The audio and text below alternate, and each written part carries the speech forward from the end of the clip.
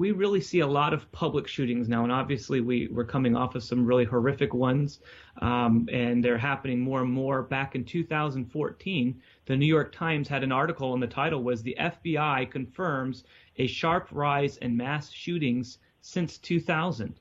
And it seems that in the last year or two especially, we seem to be hearing of more of these. Now, I wanted to ask our special guest, Huascar Rivera, in light of recent church shootings especially, as well as these other mass shootings, as a law enforcement official, as someone who has 25 years as in the state police, what is your opinion, what is your feeling on people carrying concealed weapons to public events, if allowed, or even carrying a concealed weapon to church or to a service for the sake of protection? Well, certainly if someone wants to protect themselves with a firearm, they certainly have the right to do so. But I believe it is very important that if a person chooses to do so in this fashion, that they should do so only after the proper training experience. I believe I alluded to this earlier. And also after obtaining the proper permits for their jurisdiction. So in other words, I don't think people should just run to a local gun shop and purchase a firearm. That's not enough. Improperly handling a firearm could lead to unintentional injury to self or others. So you're actually becoming more of a danger to others and yourself than you were actually seeking to prevent. So I think it's very important that if you're going to protect yourself with a firearm, you do so after proper training. Also, with respect to carrying a firearm at a place like a church, I think the same applies. People should act in kind when going to church and carrying a firearm. However, I think there's a larger question when it comes to churches and private organizations. Do they want firearms carried in their churches? I suppose there are varying opinions on this. I know as a citizen what my opinion would be. That would be my hope that I could carry wherever I go. However, I can understand why certain public or private agencies don't accept this. So I think it's important for churches to have the conversation so that they know as a body how they want to approach this. I think it has to be very well. Go ahead, Keith. No, that leads me, Oscar, just what you're saying, how you would respond to a church that put up a sign that said something like this is a gun-free zone. I think you've answered that. And you have led me to the next one. What advice do you have for churches to do what they can to prevent a mass shooting at their church? You know, Isaac and I are both pastors, and in the culture in which we live, this is something that is close to our hearts because we recognize, particularly when you take the kind of stand that Isaac and I would both take as pastors in our pulpit, some of the things that we would preach on, we might become targets in our ministries. So what kind of advice do you have for churches and how they can prevent this kind of thing? What kind of attention should a church be giving to its own policy of protection and keeping their people safe? Well, that's an interesting question, Keith. You mentioned the gun-free zone signs. I think, in my thought on these signs have always been they're only as effective as the people who read them and their willingness to abide by them. So what I would say is a criminal is not going to be willing to abide by those signs. Bad guys are going to pay attention. That's right. Right. The people who are abide, they're not the people who are going to be your issue. But when you're talking about prevention of these shootings at churches, I think it's important, again, for churches to have the conversation, but also for the awareness to be there. I think a lot of churches, again, going back to my Mayberry comment, are still operating under the assumption that they're a safe environment. People come there to seek respite. They're not coming to create issues, but you never know what people will bring from their private lives, or someone coming wanting to create an issue, gather attention, will try to do to even a church.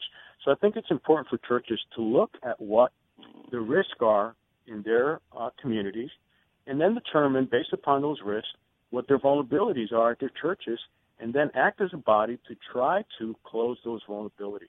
That's a lot of good information for our listeners, Oscar, and I hope those folks listening today who maybe can share this with pastors or leaders at their churches will do so.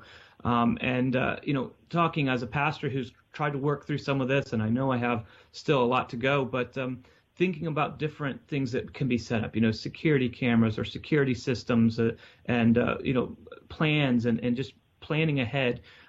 Some people might argue that we're not trusting in the Lord if we do this. We're trusting in, these systems or video cameras. We're trusting all of our plans.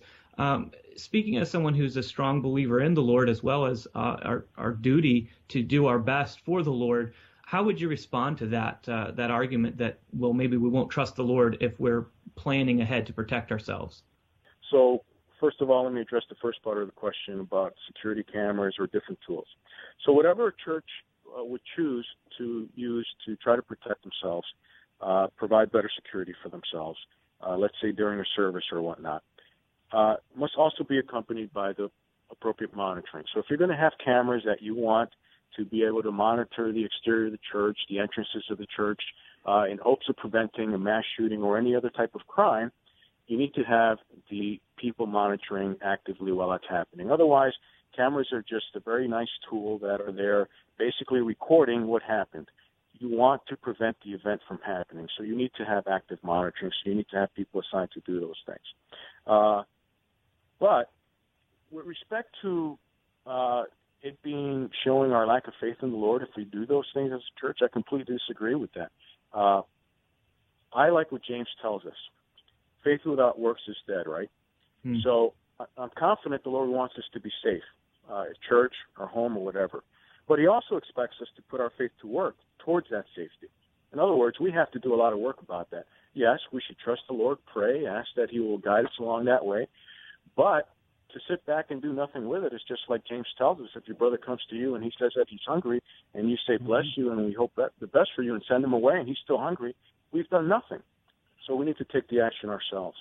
Good, Oscar. So from your background and experience with law enforcement, talk to us a little bit about the communication that ought to exist between a church and their leadership and the police in their community. How should that work? Why is that important? I think one of the best things that churches could do, and I'll say this while I'm thinking about it, Isaac's done it at our church, Hamburg Bible Church, is to connect with the police department. You know, building relationships with the police, your local police agency, is a good way to obtain guidance on how to better protect your church. In many cases, they have community services officers who can provide a cursory review of your overall safety and provide the guidance and case-specific solutions that you need to protect yourselves. You really don't want to get to know your police department for the first time during a tragic event. Having built relationships ahead of time goes a long way toward helping to mitigate and to prevent some crime. You want your church to be able to be a place where officers feel comfortable parking their vehicles for traffic enforcement. Some parishioners may not like that, but you want the police to feel comfortable. You want to be a place where they feel that they can come and stop by for a cup of coffee and discuss what's going on, a place to come and do their reports. So it's important to build those relationships because it pays you back and having them connected to you as well as part of the community. Well, here at American Pastors Network, that is one of our foundational beliefs, is to bridge this gap with churches and civil authorities. And law enforcement, of course, are on the front line of that, and how important it is for us as pastors who are ministers of the gospel to work together with those who are ministers of justice to see God's work being done. Our civil authorities are ordained by God and are used by God. So are there any other tips that you might have for a pastor who's looking for a way to reach out to the law enforcement community? I think that there are various times throughout the year that are beneficial for, Memorial Day, 4th of July, that you could take the opportunity to invite police and emergency personnel to your churches for services that you may have and take the time to honor them. A lot of times I think of police as the forgotten community out there because they're just expected to be out there doing their job, and the public should feel that, expect that of their servants. But I think it's also important for churches to take the step to reach out to them because a lot of times they're too busy to do it the opposite way. Well, I like that, the forgotten community. So don't forget that, to think about and pray for your forgotten community, and as a church, find ways to reach out to them.